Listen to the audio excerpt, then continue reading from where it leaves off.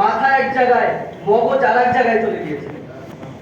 এমন একটা বিভীষিকাময় দিনের মাধ্যমে ৩৬ জুলাই শেষে আমরা যখন সংস্কারের বাংলাদেশ, নতুন বাংলাদেশের কথা বলছি, সেখানে আমাদেরই সাথে থাকা সহযোদ্ধারা এখন নতুন ফ্যাসিস্টের চিন্তা করছে, নতুন ভাবে ফ্যাসিস্ট হওয়ার চিন্তা তারা করতেছে।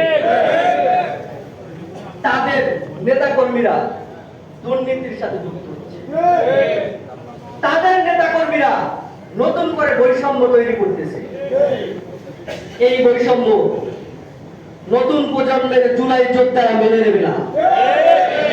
শহীদের রক্তের সাথে বেইমানি করলে, আহত ভাইদের সাথে বেইমানি করলে, দেশের জনগণের সাথে বেইমানি করলে দেশের মানুষ কিন্তু চুপ করে আর বসে থাকবে না।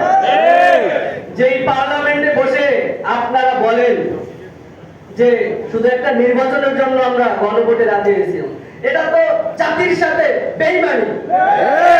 এই বেইমানির দায়ে, এই প্রতারণার দায়ে আপনারা পদত্যাগ করা উচিত। যেই ম্যান্ডেট দিয়ে আপনারা নির্বাচিত হয়েছেন, সেই একই ম্যান্ডেটে একই দিনে গণভোট হয়েছে, সেই গণভোটকে অস্বীকার করে আপনারা দেশ পরিচালনা করবেন, সেই চিন্তা আপনাদের দীর্ঘমেয়াদী হবে না। মাননীয় প্রধানমন্ত্রী বলতে চাই, মাননীয় প্রধানমন্ত্রী, প্রধানমন্ত্রিত্ব হবে না, কেমন করো জন্য যেদিন সাইদ ওয়াসিম মুক্তর মুখোমুখি হতে হবে, এই জবাব দিলেন সেই দিন।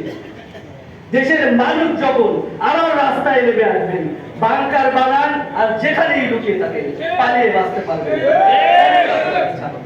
সুতরাং দেশের মানুষের সাথে বেইমানি না করে, জুলাই যোদ্ধাদের সাথে বেইমানি না করে, আহত শহীদ পরিবারদের সাথে বেইমানি না করে গণভোটের রায় মেনে নিন, জুলাই সনদ বাস্তবায়ন করুন। আল্লাহ হাফেজ।